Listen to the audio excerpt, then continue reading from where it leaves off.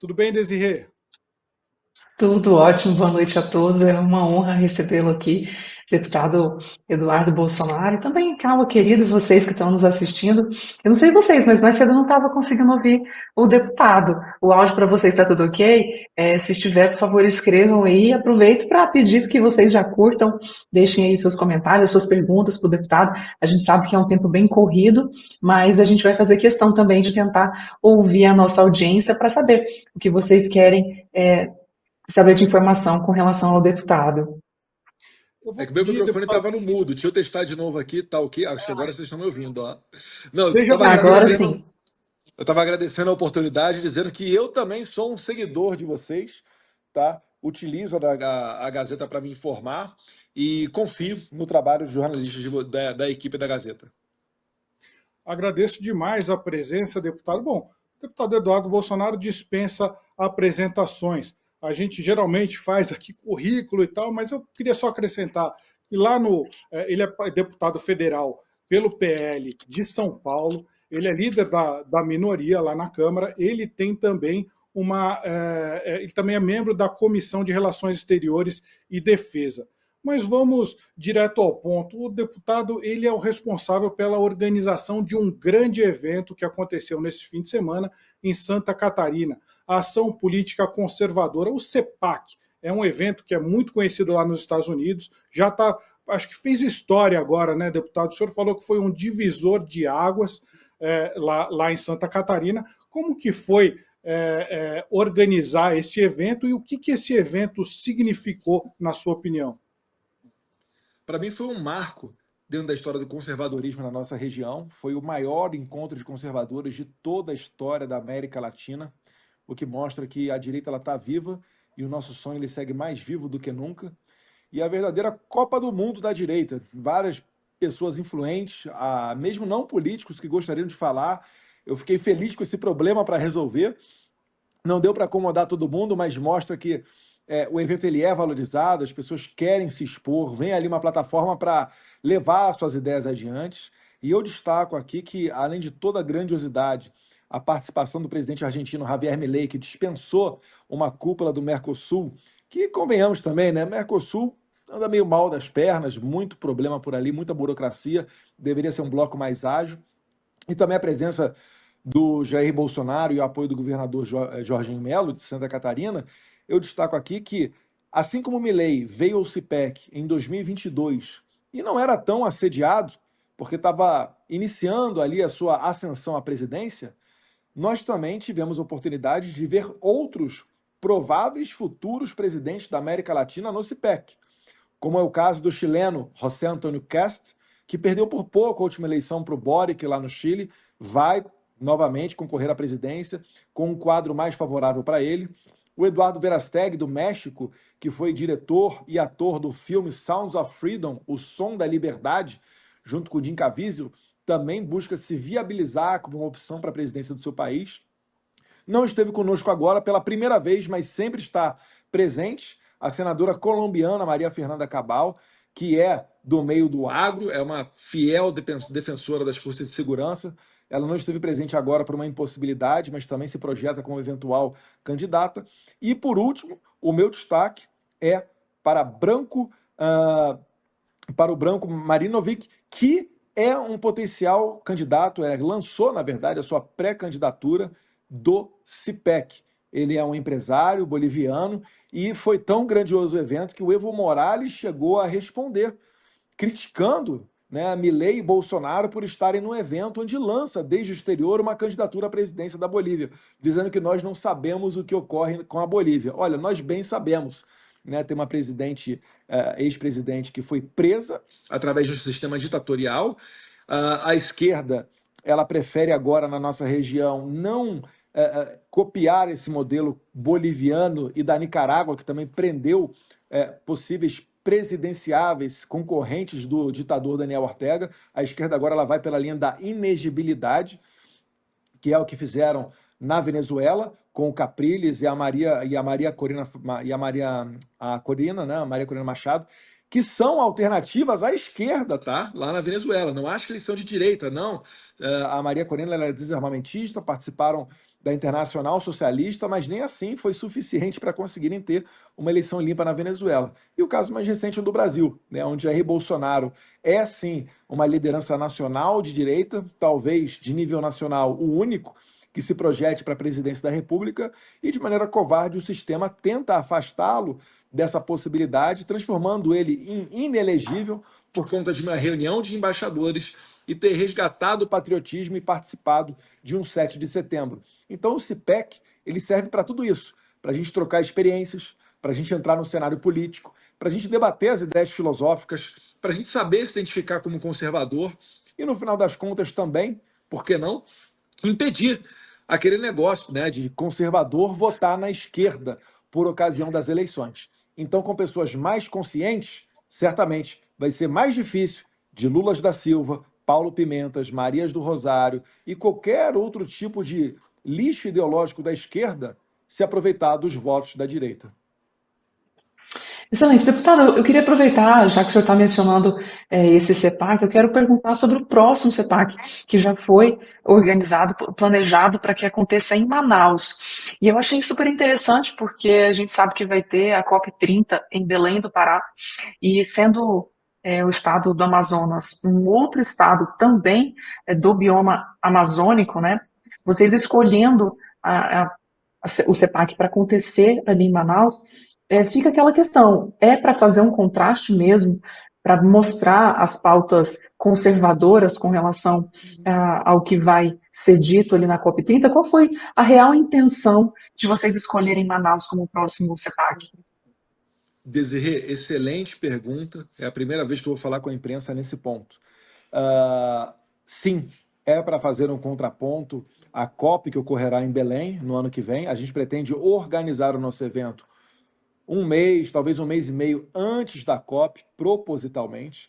E aí o que acontece? Por a gente saber que a gente vai entrar dentro de um terreno onde a esquerda domina e a gente vai abrir uma concorrência a eles para falar que tem uma outra alternativa, que a gente não precisa seguir essa agenda limpinha, sustentável, que no final das contas não tem nada de preocupação com o meio ambiente, mas sim de preocupação com a perpetuação no poder, a gente precisa ter autoridades alinhadas. Se eu faço um evento desse com um governador de extrema esquerda, ele pode perfeitamente, de maneira covarde, acionar os seus cupinchas na justiça e tentar derrubar o evento em cima da hora.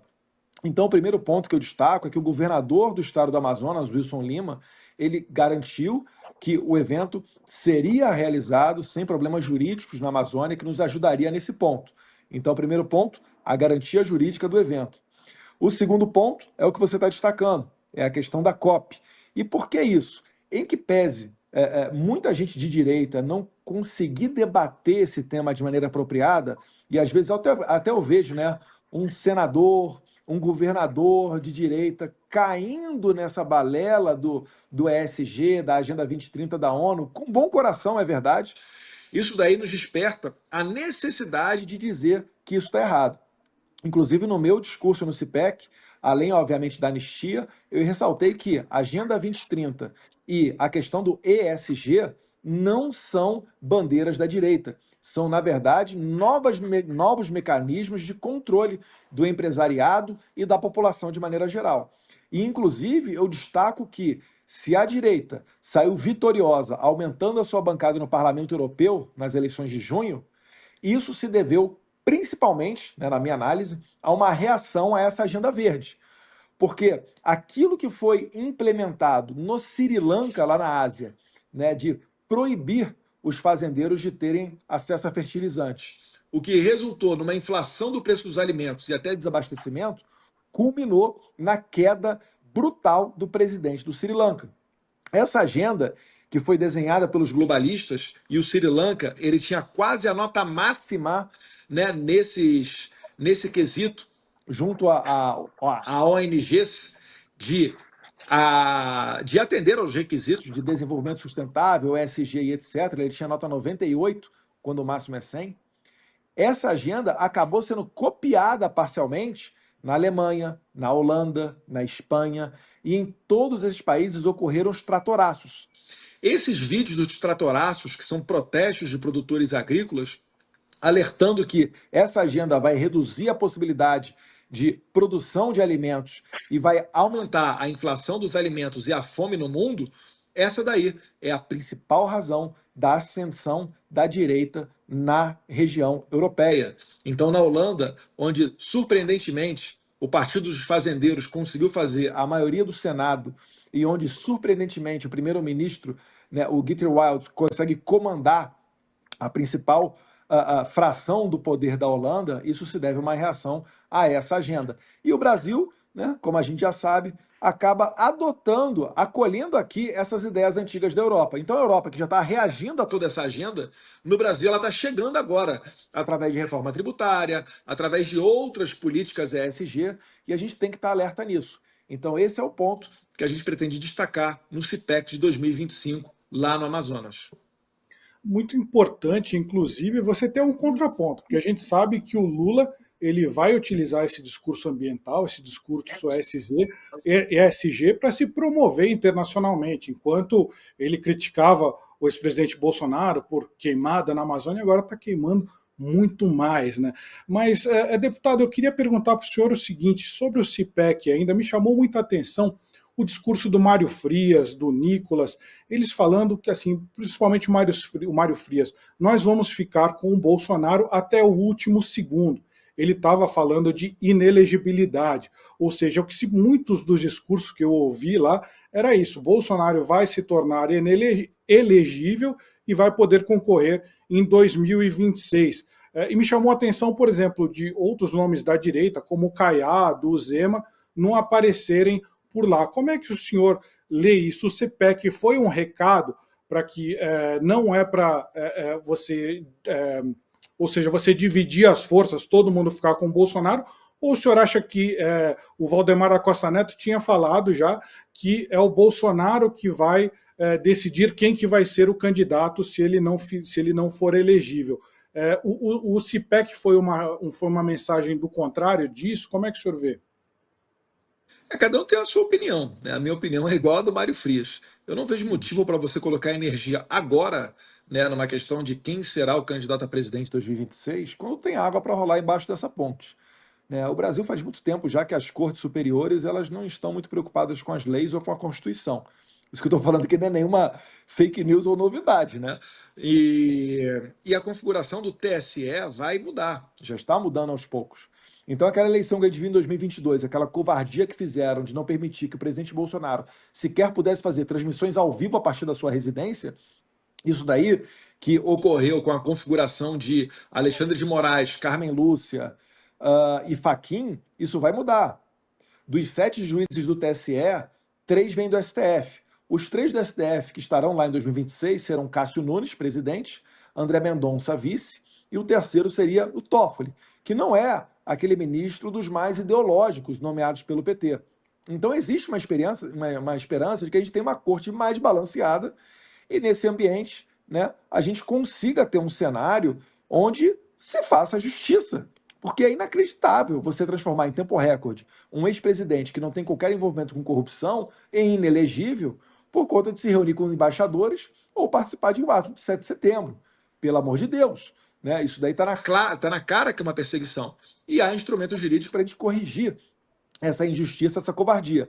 Então a gente acredita que essa nova composição do TSE, somado a alguns outros fatores internacionais, como por exemplo a eleição do Trump, que nós temos muita esperança que vai ocorrer 5 de novembro ainda esse ano, que isso tudo vai trazer o cenário propício para a gente reverter a inelegibilidade do Bolsonaro. E isso daí ocorrendo, você vai ver, para que a gente gastou tanto tempo falando de sucessão de Bolsonaro quando ele será o candidato?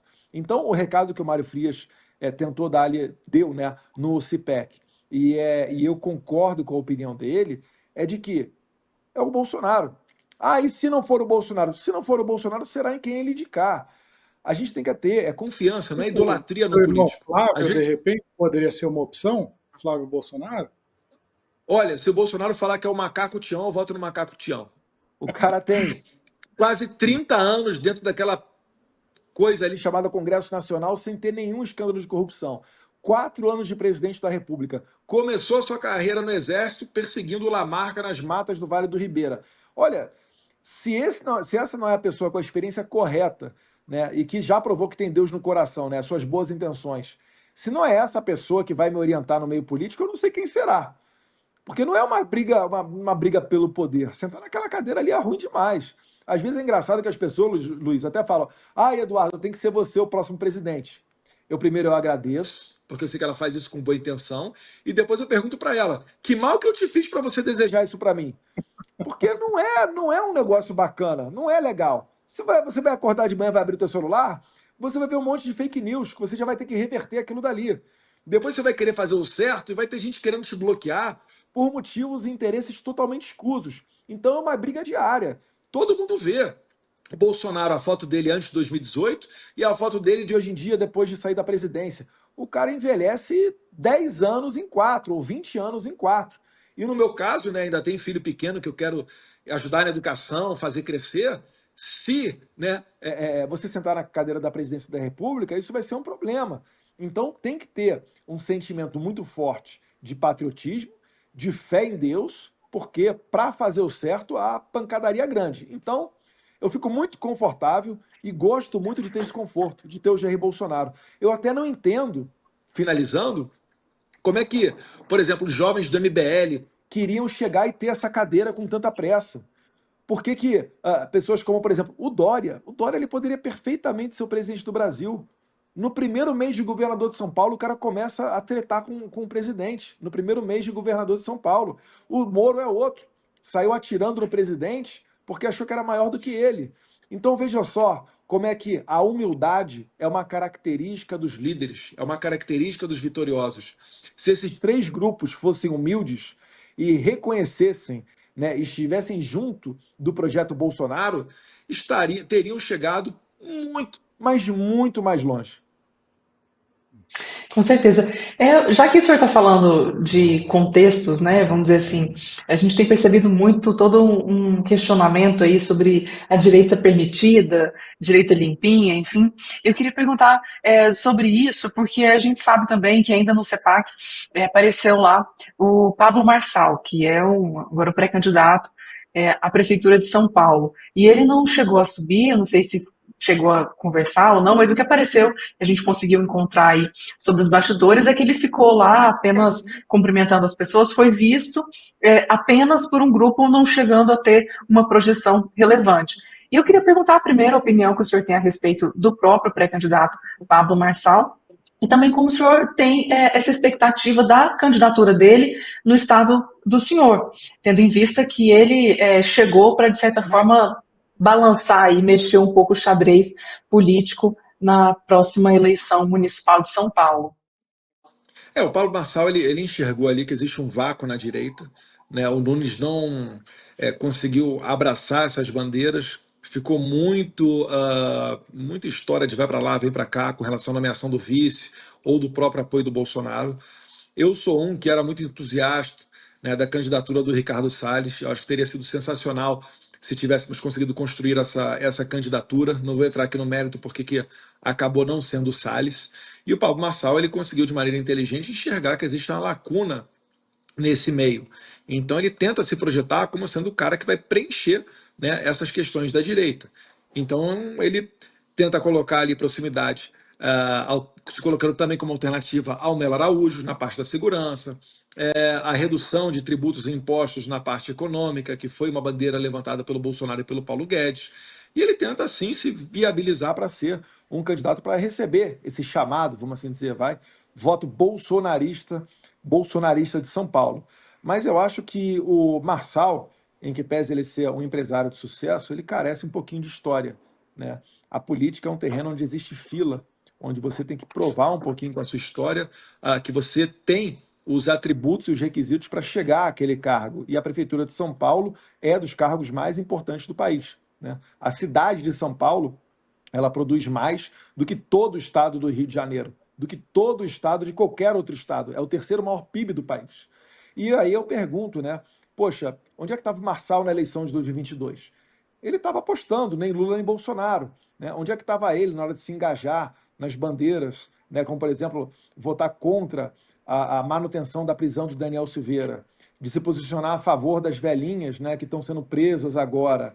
Enfim, tiveram vários flancos, várias possibilidades de batalha dentro do campo político, em que eu, pelo menos, não vi a opinião dele. Então é difícil você avalizar alguém em cima da hora para sair ao cargo, né, um cargo tão importante quanto a Prefeitura de São Paulo. Eu acho que isso daí é o que ele carece. Ele certamente tirou muitas fotos dentro lá do CIPEC, porque as pessoas enxergam nele aquele cara que ajudou o Rio Grande do Sul. E aí tem que ser dado o devido mérito. Tá? Foi um bom trabalho dele, correu atrás, fez vaquinha, pressionou autoridades. E ali muitas pessoas se empolgam com o Pablo Marçal. Mas, mais uma vez, eu seria um pouco mais prudente, eu teria um pouco mais de pé atrás com relação a ele. Vamos estudar um pouquinho mais o passado, ver um pouquinho mais, e porque senão, gente, cada um que aparecer faltando 4 meses da eleição e a gente se empolgar e for com ele, poxa, não estou falando que é a mesma pessoa, mas é tipo uma Joyce Rossmann. Não estou falando que Pablo Marçal é Joyce Rossmann, não, tá, gente? Pelo amor de Deus. Mas eu estou dando um exemplo bem extremo para as pessoas relembrarem que não basta você dizer que sou Bolsonaro, sou a favor dessa ou daquela pauta. Isso daí é mostrado com o passar do tempo, né? Com a pessoa sendo testada, né, com o passar do tempo. Eu acho que é mais ou menos por aí que eu escolheria um candidato. O pessoal tentando pegar carona, às vezes, de vez em quando, na fama de outros, né? Mas, deputado, um outro assunto agora. A Polícia Federal, ela fez um indiciamento do Jair Bolsonaro em relação aos presentes que ele recebeu lá na Arábia Saudita. O senhor mencionou essa semana... Ele não recebeu, Luiz. Foi o ministro da Minas e Energia que recebeu e trouxe para o Brasil. Mas tudo bem, eu entendi. Ou seja, mas a Polícia Federal criou uma narrativa até bastante intricada, misturando com outros inquéritos. Mas a questão é, o senhor falou essa semana que o senhor entraria em contato com o príncipe Mohammed bin Salman, que é um dos príncipes herdeiros lá da Arábia Saudita, ele é o primeiro-ministro saudita, ele é o líder de fato lá da Arábia Saudita. O senhor pediria para ele pedir de volta os presentes? Eu queria que o senhor explicasse melhor aí como que isso funcionaria e por quê. É uma atitude até bastante radical nesse fazer esse pedido, ou não? Não, sim, é uma atitude extrema, porque esperar serenidade e bom senso dessa Polícia Federal, que são as cadelas do Alexandre de Moraes, não dá mais. Né? Inclusive, eu falo para a Associação dos Delegados de Polícia Federal, que falaram que iam me processar da primeira vez que eu usei o termo cachorrinho do Alexandre de Moraes, podem ficar à vontade, tá? Vou continuar usando da minha imunidade parlamentar para dizer aquilo que vocês são. Né? Muitos policiais federais não concordam com essa conduta da Gestapo, que está sob o comando do Alexandre de Moraes. Mas eu gostaria, Luiz, aproveitando aqui que a gente tem uma boa margem de tempo com vocês da Gazeta, de resgatar essa história e explicar ela com alguns detalhes. O ministro Bento, de Minas e Energia, foi a Riad, que é a capital da Arábia Saudita, num evento sobre energia, e retornando ao Brasil, foi dado para a equipe dele 2 pacotes. Um dos pacotes acabou sendo detido no aeroporto de Guarulhos, porque o assessor do ministro acabou se enrolando lá na hora de falar com o fiscal da Receita, e o ministro já havia passado por essa parte da Receita, que estava indo fazer uma conexão, e não sei como, um outro pacote com presentes acabou ficando sob custódia do Ministério de Minas e Energia. Se eu não estiver equivocado, a história é mais ou menos essa. E depois de um ano na Receita lá de Guarulhos, é que começaram algumas tratativas para tentar desembaraçar esse presente e fazer ele chegar nas mãos do Jair Bolsonaro. Bem, o Jair Bolsonaro, um desses presentes pelo menos, ele nunca viu, tá? Hoje devem estar a cargo, devem estar sob custódia da Justiça. Outros, né? E é difícil você falar, porque nos faltam também alguns detalhes sobre esse caso, mas de maneira geral, esses presentes, quando eles chegam para o presidente da República, o presidente ele encaminha para uma comissão de servidores públicos que não são nomeadas pelo presidente da República. Essa comissão analisa se aqueles presentes são para o Estado do Brasil ou se eles são personalíssimos. Presentes personalíssimos, o presidente pode dispor deles da maneira que quiser. Ele pode tacar fogo, ele pode jogar no mar, ele pode dar para outra pessoa, ele pode vender, ele pode alugar, ele pode fazer o que ele bem entender. E no caso desses presentes dados ao presidente, né, de relógio, uma coisa ou outra ali, abotoadura, eles foram considerados personalíssimos por essa comissão.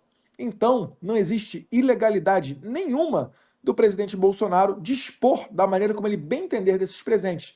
Porque assim também foi feito com todos os ex-presidentes, Temer, Dilma, Lula, FHC, dentre outros. Então o presidente Bolsonaro estava em conformidade com a lei. No entanto, começaram, através de uma denúncia de um deputado do PSOL, a fazer uma investigação. O TCU mudou o seu entendimento com relação a presentes e colocou ali também no binômio o valor do presente. Se fosse um valor muito alto, deveria ficar com algum museu ou com uma fundação, enfim. Só que isso tudo foi depois, foi em 2023.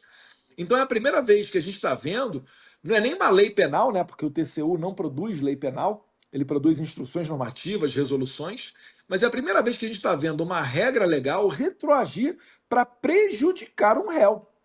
E a pergunta que eu faço é a seguinte: se o Bolsonaro não pode receber um relógio, por que que o Lula pode? Então, repare que assim, é muito simples eu falar para as pessoas.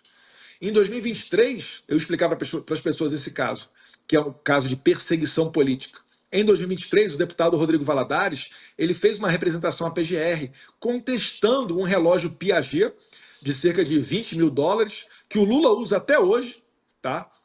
Que foi um presente do presidente francês Jacques Chirac, por ocasião da comemoração dos 200 anos de relações Brasil-França.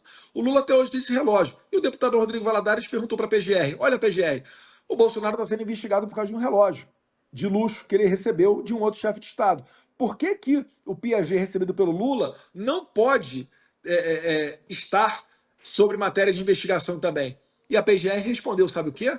A PGR falou que contra o Lula era uma clara perseguição política contra o presidente. Então é inacreditável que isso aí esteja ocorrendo.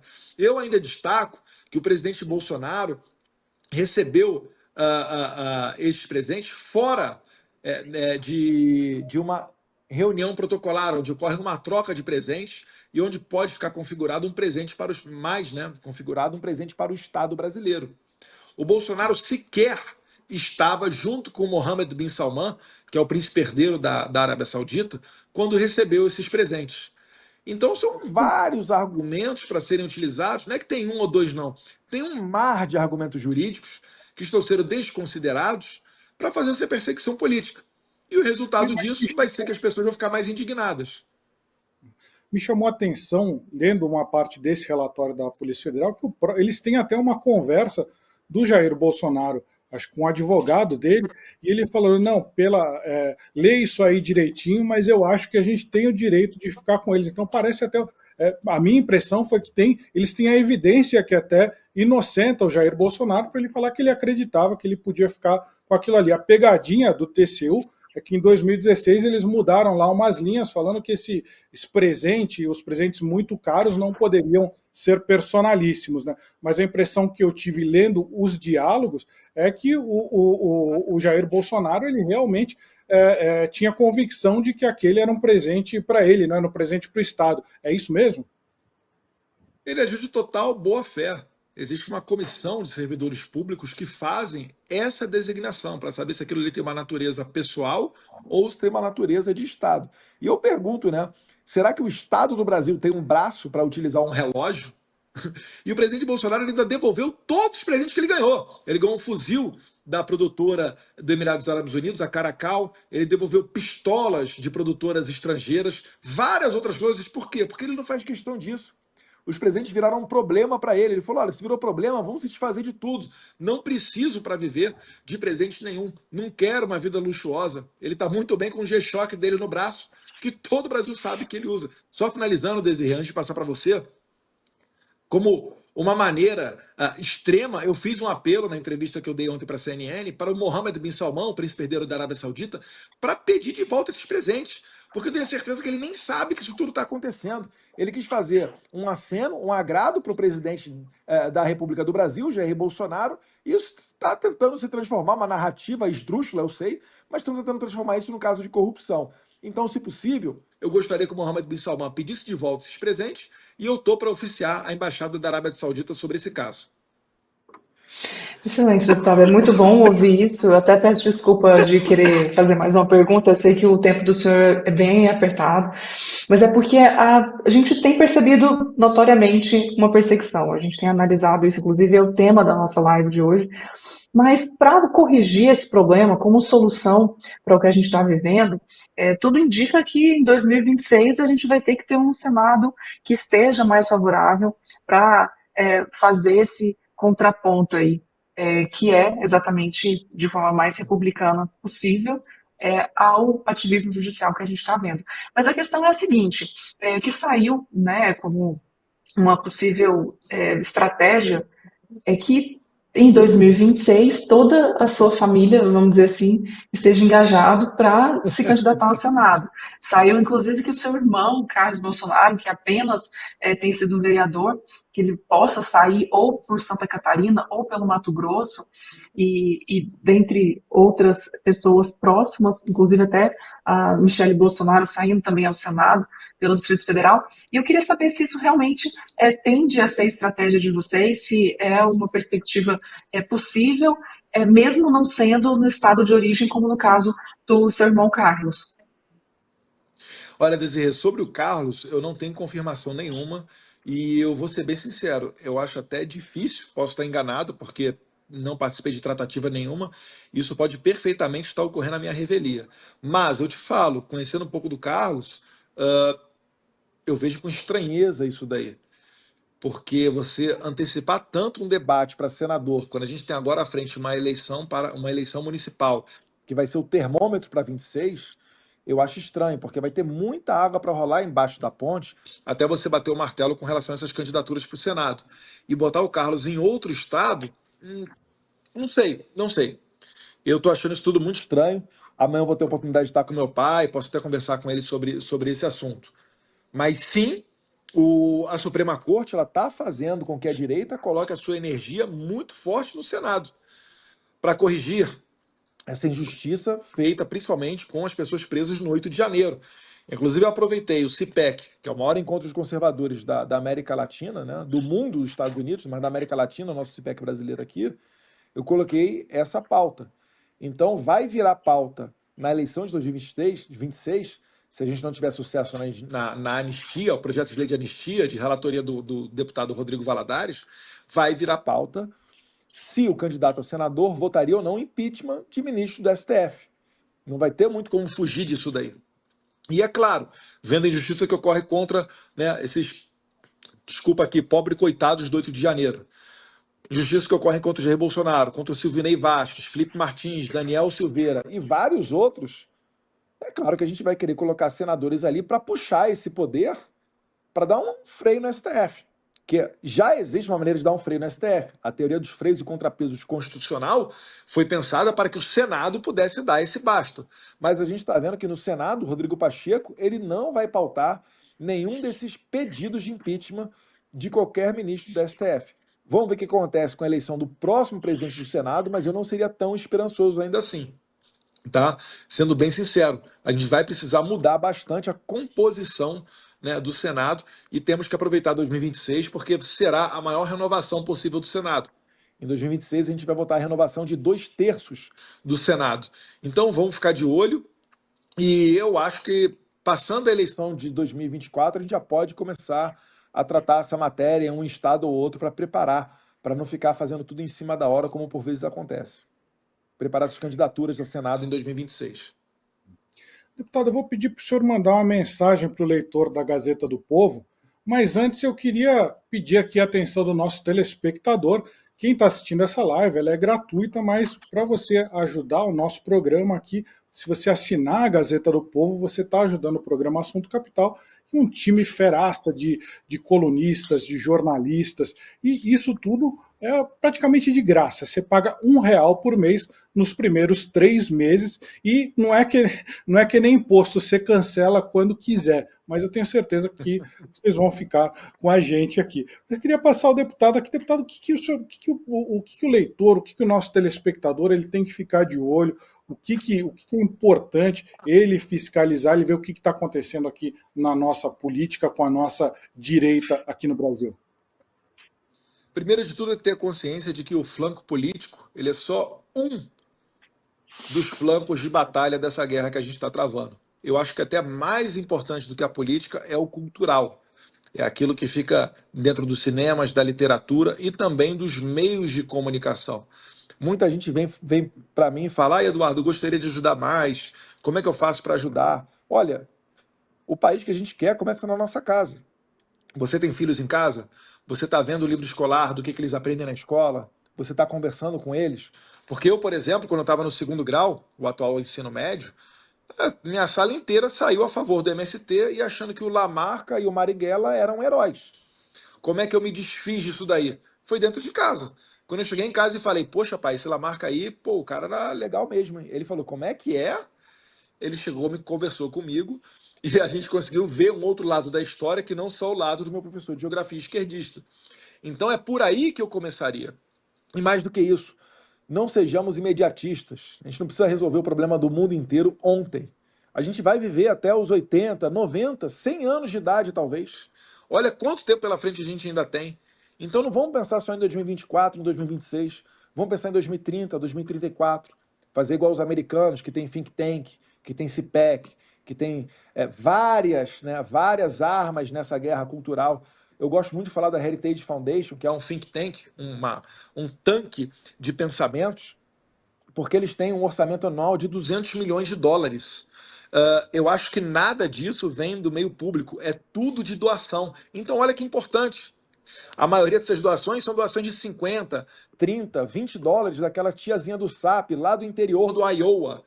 Então, quando vocês falam aqui, Luiz, Desirê, sobre assinar a Gazeta do Povo a um custo tão baixo, que eu tenho certeza que está acessível para a maioria dos nossos telespectadores, já é um meio. Eu fazia isso, gente. Graças a Deus eu tenho um bom salário. Eu lembro uma vez que eu botei lá R$ 600 na Brasil Paralelo. Eu nem olhava os conteúdos exclusivos que tinha, que chegavam no meu e-mail, por falta de tempo, né? Adoraria. Eu assinava tudo quando era coisa do Terça Livre.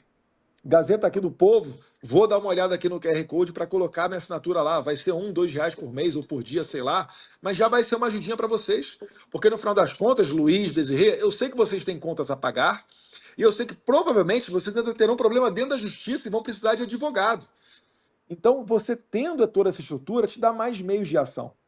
Foi por isso que eu comecei a fazer o lançamento de cursos, inspirado, obviamente, no professor Olavo de Carvalho, como uma maneira de você fazer uma doutrinação voluntária e salvar as pessoas da esquerda, mas também para me dar meios de ação. Vocês veem, eu numa semana eu estou no Parlamento Europeu na Bélgica, na outra eu estou nos Estados Unidos, daqui a pouco eu pingo lá na Argentina, faço um bate-volta às vezes no Oriente Médio. Vocês não sabem como é que é cansativo isso daí. E agora a gente está conseguindo expandir esses meios de ação graças a esses cursos que eu estou fazendo. Então, se eu fosse dar um conselho a vocês, primeiro, quem é que está gritando mais alto no seu bairro? É você ou é a feminista do cabelo roxo? E segundo, não seja imediatista. Ajude as iniciativas de baixo custo de pessoas que você confia. No caso, fica o conselho aqui para a Gazeta do Povo. É isso aí. Obrigada. A gente já sabe que o senhor está com o tempo apertado. A gente agradece imensamente a atenção. O senhor tem agora que votar, inclusive, a reforma tributária. Inclusive, a gente teria muitas perguntas para fazer, mas a gente vai ficar em contato. Espero fazer essas perguntas depois para a gente apresentá-las no jornal. Claro, para os nossos assinantes, que vão ficar muito felizes em receber aí essas informações que o senhor tem para dizer. Bom trabalho, muito obrigada. Se eu pudesse, eu consigo fazer um parênteses aqui de 3, 4 minutos, Desirê, com relação à reforma tributária. A gente está discutindo vários temas. Olha só como é que é importante você ter um partido grande, com uma grande bancada. A depender do número de deputados federais que esse partido tenha, ele pode fazer aquilo que nós chamamos de destaques. Então, o que provavelmente vai ocorrer hoje? O PL vai votar contrário a essa reforma tributária, porque a gente não quer dar mais dinheiro para o Lula ficar gastando por aí. A gente sabe que não é uma necessidade do país, é uma necessidade do Partido dos Trabalhadores, ou dos pseudo-trabalhadores, ter mais dinheiro para gastar. E quando é vencida essa parte, né, provavelmente a gente não vai conseguir ter sucesso em rejeitar a reforma tributária, mas aí vem os destaques. O PL, com o número de deputados federais que nós temos, a gente tem direito a 4 destaques. O que é isso? A gente vai poder pegar, por exemplo, a questão das armas e revogar o artigo ou o inciso da reforma tributária que pretende proibir praticamente ou dificultar o crédito tributário para quem tenha comércio de armas, lojas, clubes de tiros, fabricantes, importadores, exportadores, dentre outros. O outro ponto que a gente está tentando ver é de dar a possibilidade, né, do vinho ser tratado como alimento, tal como ocorre na Espanha. E isso viria em um bom momento, porque no Rio Grande do Sul, que foi muito afetado pelas chuvas, estão os principais produtores de vinho do país. Tem um pouquinho ali na Bahia também, né, Pernambuco, ali em Juazeiro, Petrolina, mas o principal está no Rio Grande do Sul, está em Santa Catarina e Rio Grande do Sul. Dentre várias outras questões, questão das construtoras, de você conseguir reduzir os tributos para as construtoras, mas, infelizmente, nós só temos 4 destaques. Se nós tivéssemos mais deputados do PL, talvez nós tivéssemos 6, 7 destaques. E aí a gente conseguiria reduzir os danos dessa reforma tributária. Então, são questões que estão em jogo. Quanto maior a nossa bancada, melhor. E, Deus quiser, um dia a gente retornará com alguém de direita na presidência da República, não só para dar anistia, mas também para que não fosse sequer discutido uma reforma tributária que aumente os tributos ou ideologia de gênero para as escolas brasileiras. Obrigado, Gazeta do Povo. Muito obrigado, deputado. Agradeço demais a presença, boa votação. E a gente segue aqui explicando um pouquinho melhor o que o senhor estava um pouquinho mais se aprofundando em outros assuntos que o senhor começou a puxar, que a gente vai falar com o nosso telespectador. As portas estão sempre abertas para o senhor aqui. Obrigado. Fiquem com Deus, Luiz e Desirê. Até logo. Mas é isso aí, né, Desirê? Uma coisa muito importante aqui, primeiro essa questão da reforma tributária. A gente não sabe ainda qual que vai ser a alíquota do imposto de renda, dos impostos, o imposto sobre o valor agregado, o imposto sobre consumo.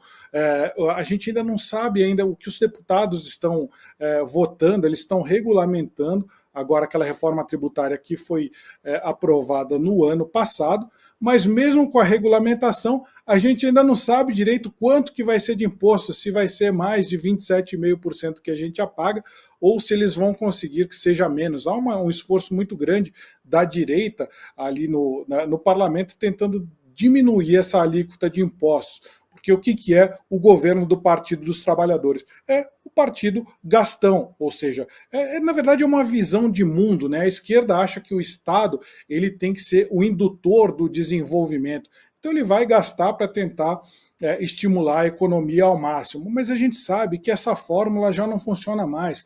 Ela já foi completamente esgotada durante o governo da Dilma Rousseff. Mas o governo Lula continua com essa história. Ele quer substituir o presidente do Banco Central para poder diminuir os juros. Não tem nenhuma preocupação com o aumento da inflação, a desvalorização da nossa moeda. Então, infelizmente, a gente está à mercê desse governo esquerdista, com essa visão equivocada, desenvolvimentista do mundo, que não deixa as empresas prosperarem, os empresários criarem mais empregos. Não, ele deixa a gente numa situação de pobreza para depois lá dar um Bolsa Família, depois dar alguma esmola para a gente. Infelizmente não tem... Vai passar aí o que a gente chama de tratolira, né? O rolo compressor, vai ser aprovado provavelmente lá na Câmara a regulação da reforma tributária, e depois vai ser uma outra briga por meio de leis complementares definir os detalhes dessa lei.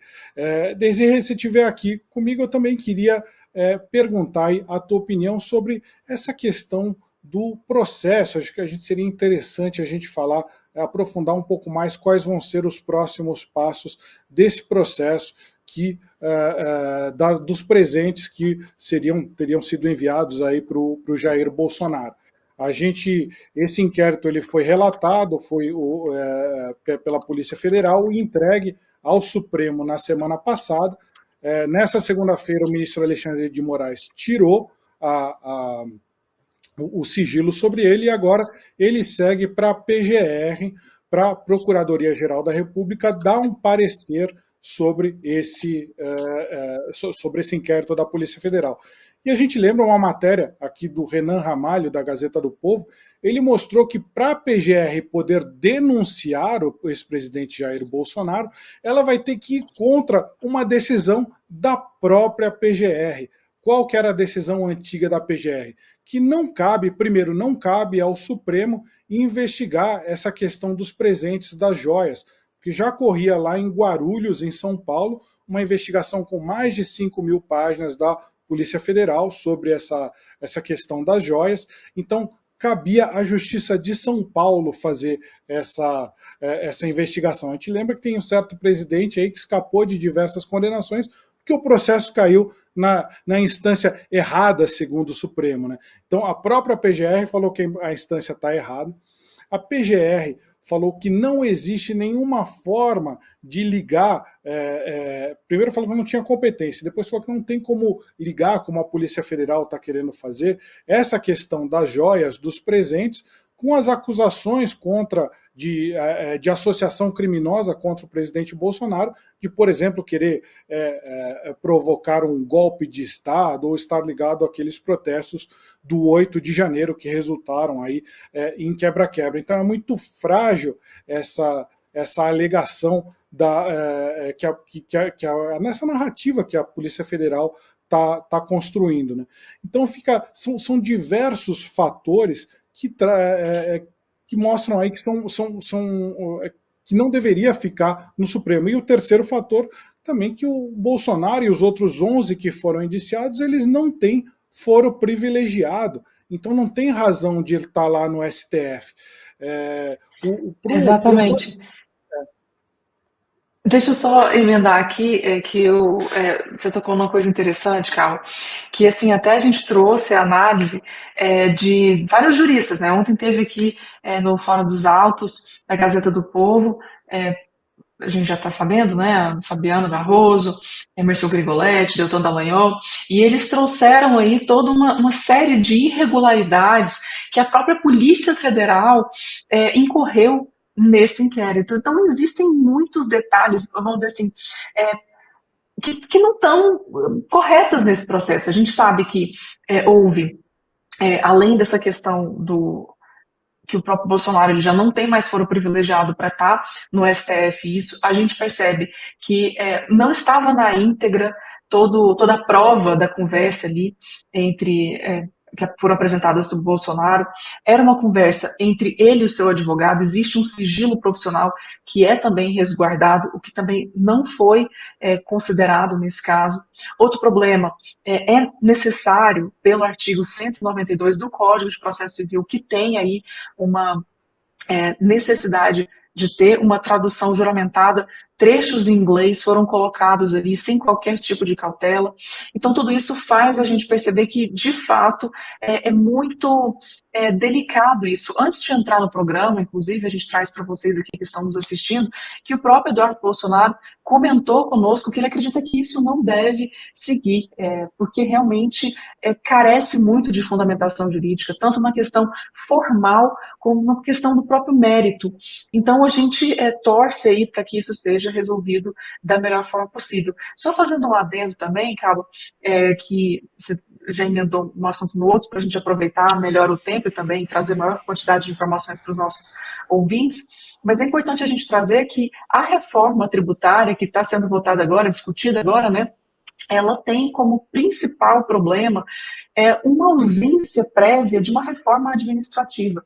Isso é o que a gente sempre analisa, porque não tem como a gente pensar em reduzir o tanto de imposto que a gente paga no país, se o Estado também não se conformar de uma forma mais enxuta, a fim de que a gente tenha um custo menor do Estado. Pelo contrário, o que a gente tem percebido nesse atual governo é um governo realmente gastador, que tem ampliado aí os seus tentáculos para conseguir entrar cada vez mais no bolso do contribuinte, independentemente de onde ele esteja. Inclusive, cabe a gente trazer aqui também que a gente conhece como é que funciona o Brasil. A gente sabe que existem grandes empresas, na verdade não são empresas, são associações, são grupos, né, que fazem lobby E esse lobby que é feito aí no Brasil, geralmente acabam contribuindo para grandes empresas, deixando com que pequenas empresas ou as pessoas ali que trabalham com varejo, inclusive as pessoas que trabalham com serviço, prestadores de serviço, que é a grande maioria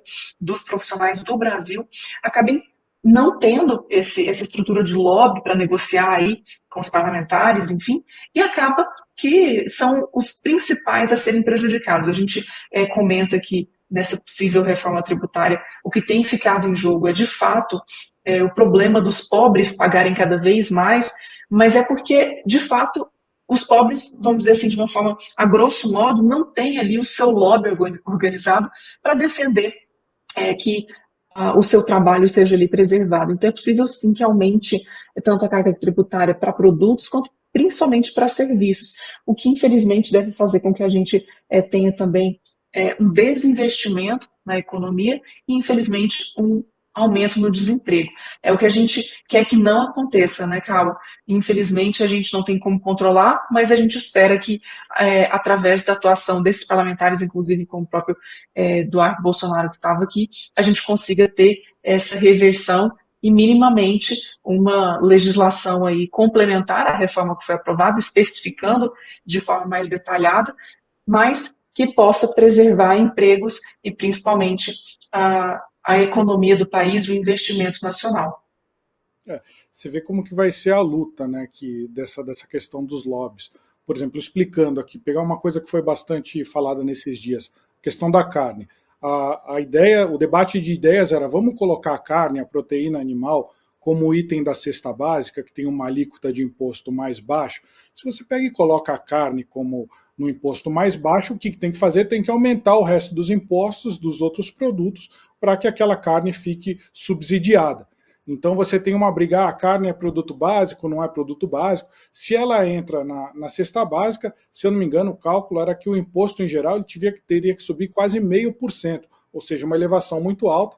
Aí até esse discurso acabou sendo vencido.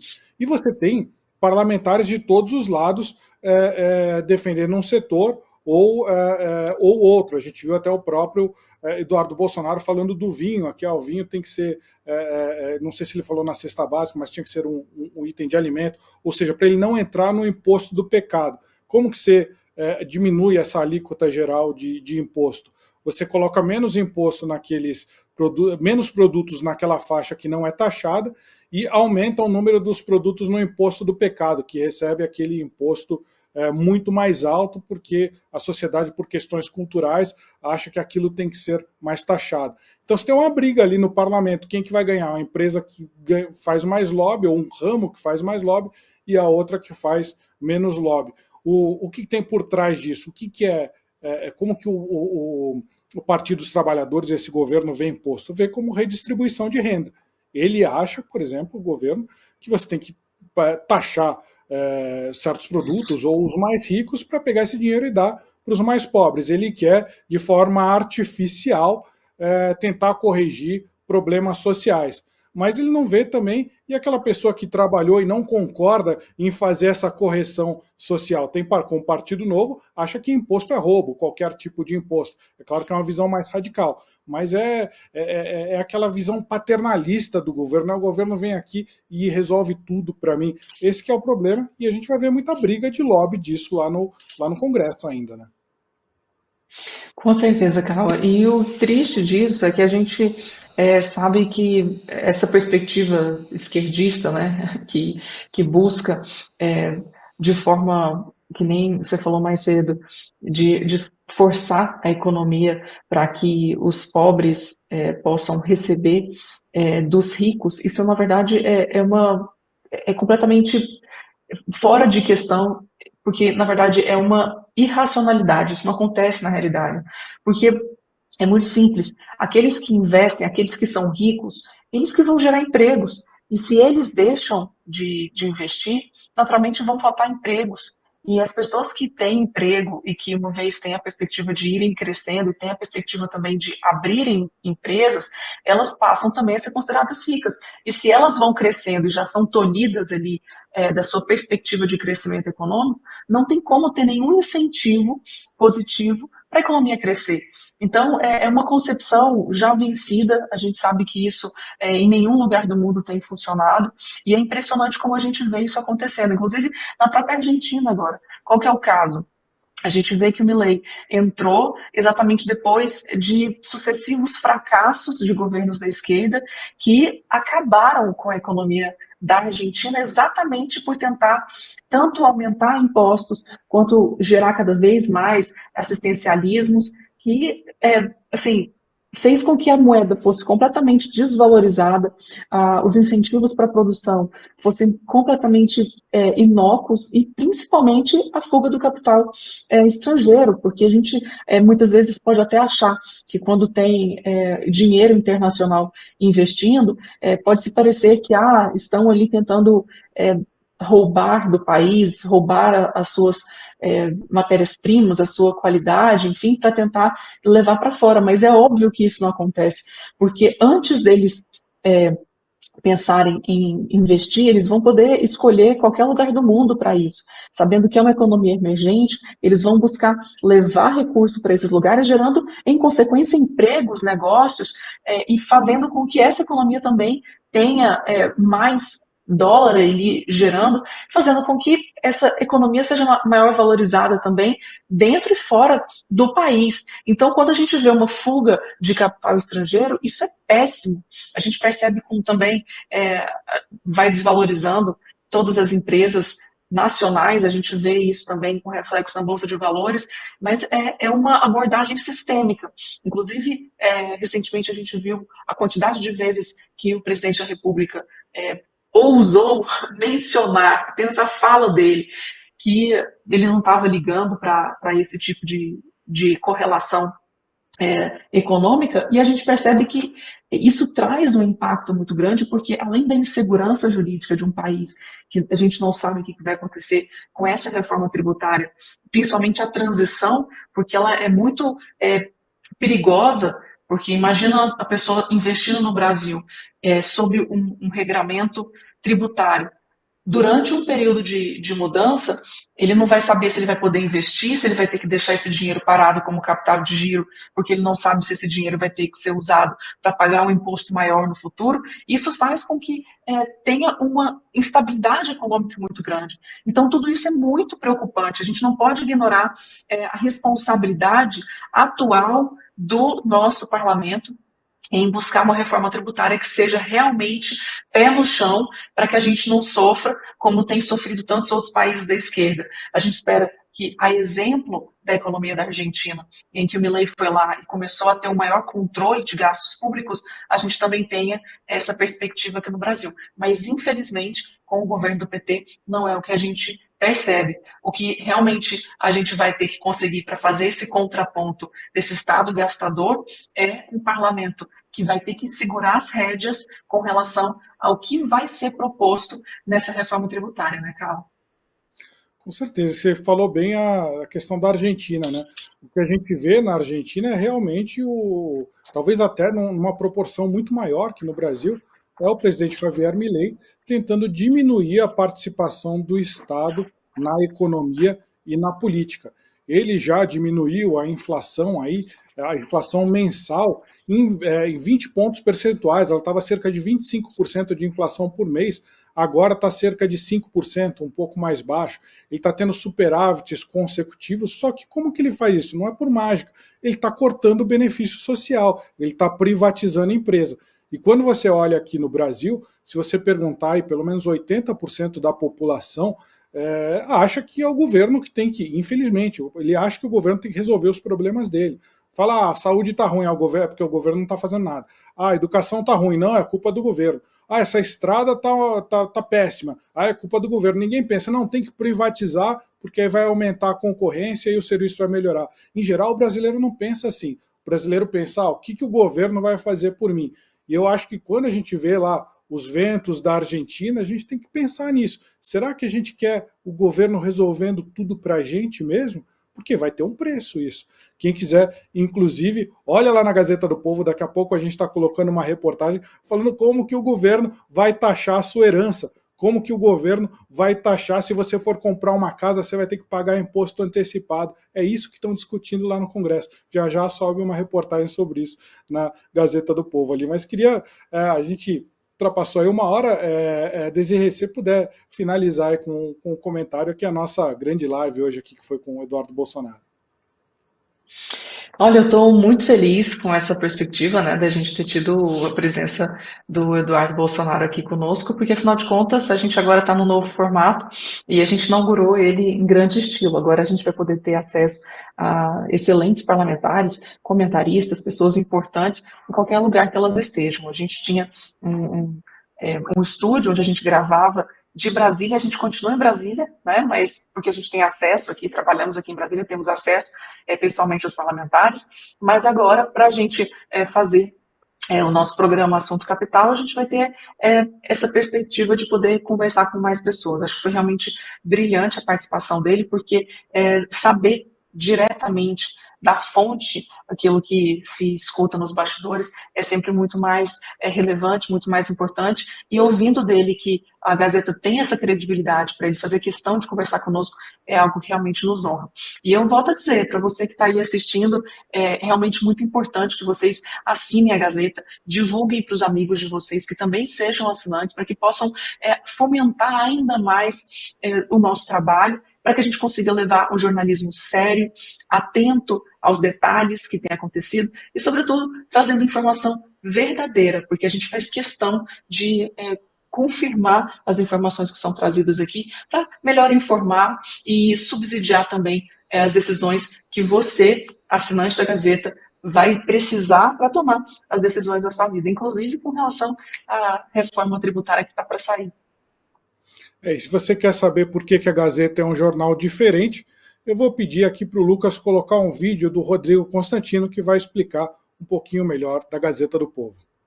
Olá, você está vendo aqui essa rua que eu estou andando? Podia ser qualquer rua do Brasil, mas não é, tem uma grande diferença. Eu estou nos Estados Unidos e aqui a Constituição vale.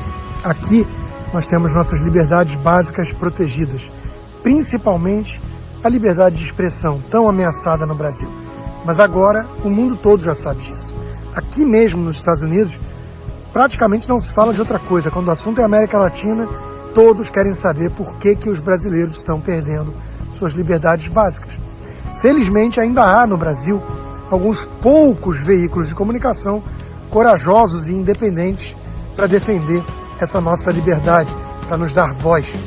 E a Gazeta do Povo é um parceiro de longa data que há anos vem me dando voz e garantindo a defesa das nossas liberdades, vem sendo talvez o principal veículo nessa luta.